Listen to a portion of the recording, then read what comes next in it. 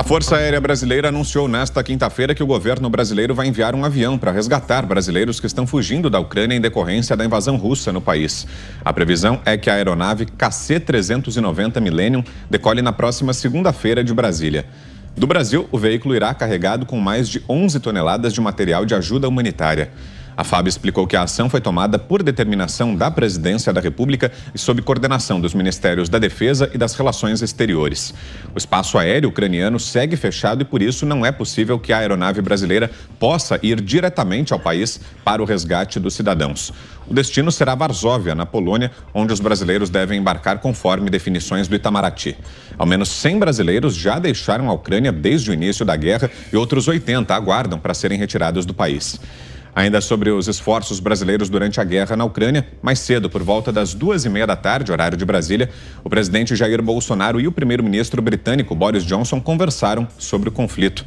A gente vai a Brasília, então, para análise de José Maria Trindade. Salve, Zé, boa noite.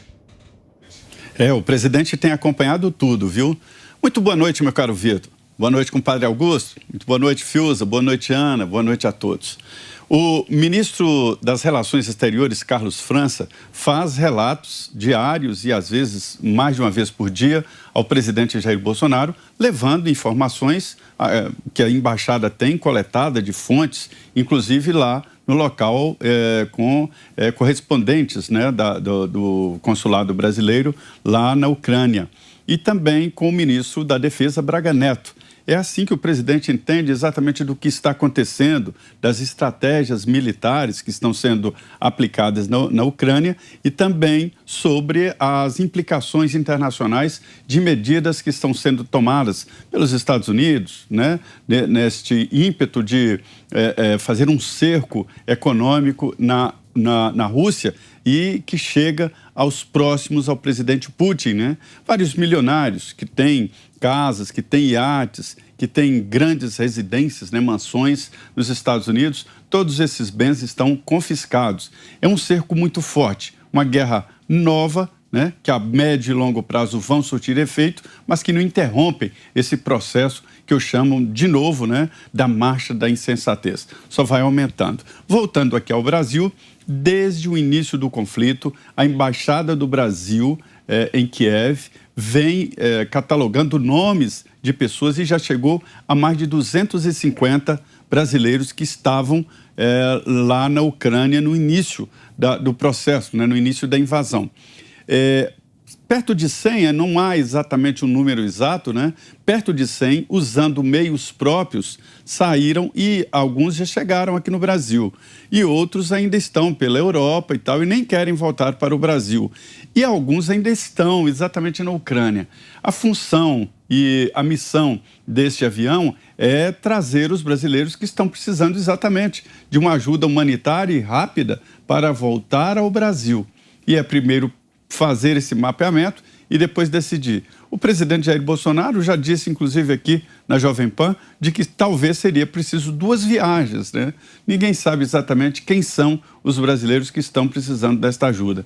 A novidade aí é que o avião brasileiro pode até dar carona para cidadãos dos países vizinhos aí que estão precisando dessa ajuda.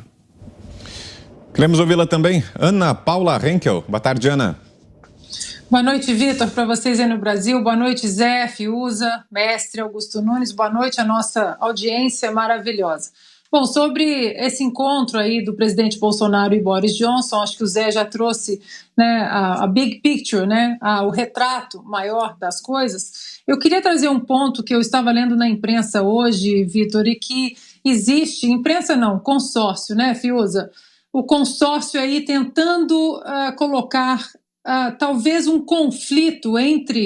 plantar um conflito entre o Itamaraty e o presidente Bolsonaro, como se o presidente Bolsonaro só falasse bobagem em relação ao conflito Ucrânia-Rússia, que o presidente Bolsonaro tivesse uma posição diferente daquele voto muito diplomático e perfeito, né, do nosso embaixador na ONU. E a gente estamos acostumados com isso, né? Quantas manchetes nós vimos, apesar de Bolsonaro, economia, apesar de Paulo Guedes, os números econômicos despioram, né? Vou corrigir. Então, eu estava lendo as notícias hoje e parece que há uma forçação de barra por parte do consórcio que quer colocar o Itamaraty e os nossos embaixadores e nosso chanceler também, todos têm feito um trabalho, desempenhado um papel muito importante nesse conflito, só que eles não estão colocando o mais importante, que essas declarações oficiais, tanto da ONU como dos nossos embaixadores, do nosso chanceler, elas são declarações que elas passam exatamente pelo crivo do Planalto e do presidente, que é o nosso chefe executivo. Então, não faz sentido a imprensa tentar imputar ao presidente uma fala oficial, uma declaração oficial que não é dele. A declaração oficial sobre o conflito que está na ONU, que está colocada aí através dos nossos oficiais, é a declaração oficial do nosso governo e também do presidente Bolsonaro. Agora, dentro dessa conversa do presidente Bolsonaro com Boris Johnson, muito tem se falado aqui no Brasil, aqui nos Estados Unidos, que vários líderes estão se encontrando, tentando achar caminhos diplomáticos para ajudar nesse conflito. Mas, Vitor, o que adianta se as sanções elas são muito leves? Hoje foi dito aqui, através da assessora da Casa Branca, que os Estados Unidos continuarão comprando normalmente os barris de petróleo da Rússia. Ou seja, essa coisa de querer mostrar sanções de uma maneira séria para o mundo, mas na prática elas não afetam exatamente o que tem que ser afetado, é o que nós temos visto aí, né? Muita conversa e sanções brandas, exatamente porque, assim como Donald Trump avisava, o mundo hoje depende bastante do gás natural e do petróleo que vem da Rússia. Sem a independência energética de países como os Estados Unidos, vai ser difícil cortar esse laço. Agora você, Guilherme Fiuza. Boa noite, Fiuza. Boa noite, Vitor Brown, Zé Maria Trindade, Ana Paula Henkel, mestre Augusto Nunes. E boa noite a todos. Olha, não tem inocente nessa guerra, só os civis que estão debaixo do bombardeio, né? São inocentes. Fora isso, não tem inocente. Esse painel que a Ana traz, ele é revelador de um outro flagelo, né? Que é um flagelo cultural, que é essa gente, de novo, aproveitando a tragédia para contar a historinha do bem contra o mal. É isso que a gente está vendo de novo, como a gente viu na pandemia. Essa gente perdeu completamente. E Vitor, a gente percebe que é isso, porque a gente vê o desespero para encontrar rapidamente as caricaturas. É claro que o presidente brasileiro, né, é candidato a vilão, eles vão tentar de todas as maneiras fazer isso, implicar, colocar o presidente brasileiro no centro dos acontecimentos, o que não é possível. Mas não se restringe a isso, né? Então, o Boris Johnson virou mocinho, né? O Boris Johnson é o Ocidente democrático, né? Civilizado, que está lutando contra a barbárie do ditador russo. Infelizmente, não é mais assim. Infelizmente, esta autoridade moral, né, do que se chamava Ocidente, etc., ela ruiu.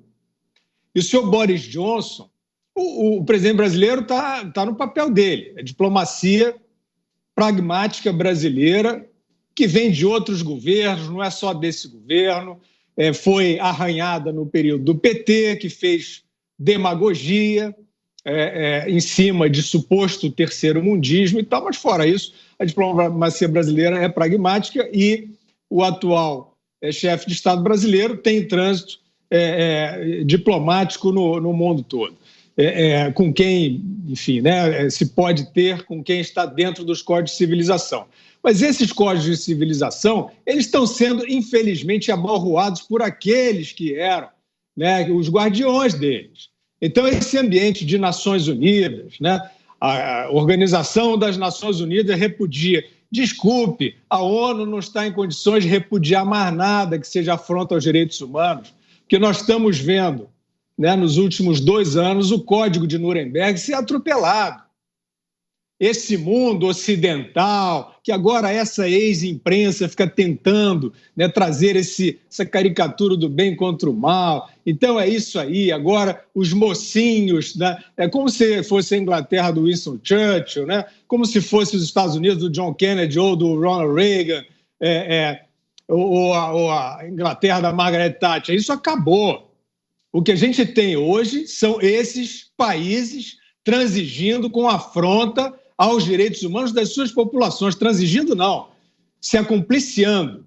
Então, esse, Vitor, é o ambiente hoje desta disputa. O contraponto do que seria o Ocidente, dos pilares civilizatórios e democráticos e da defesa intransigente da liberdade, ele está ruído, né? Ele ruiu com estas concessões a práticas desumanas durante a pandemia.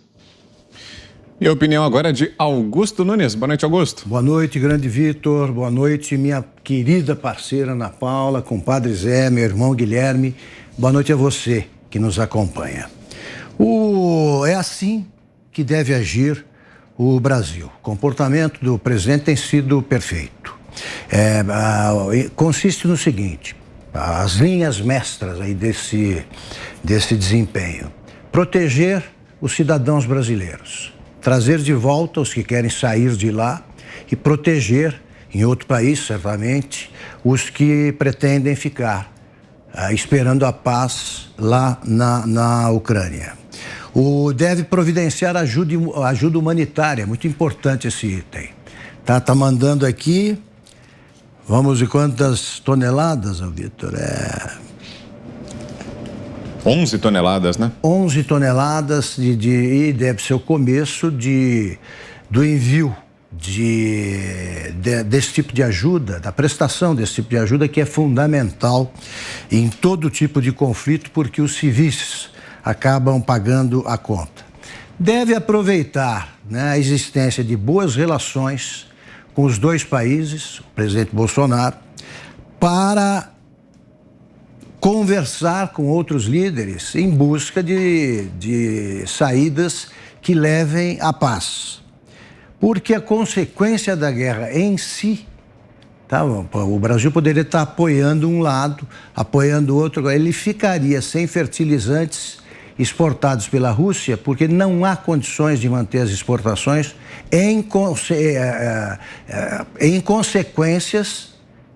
por consequências resultantes da guerra em si. A Rússia pode querer mandar fertilizantes, não há condições. Então o essencial é acabar com a guerra. E o Brasil está no bom caminho. Nada de se meter em guerra alheia e nada de escolher um lado.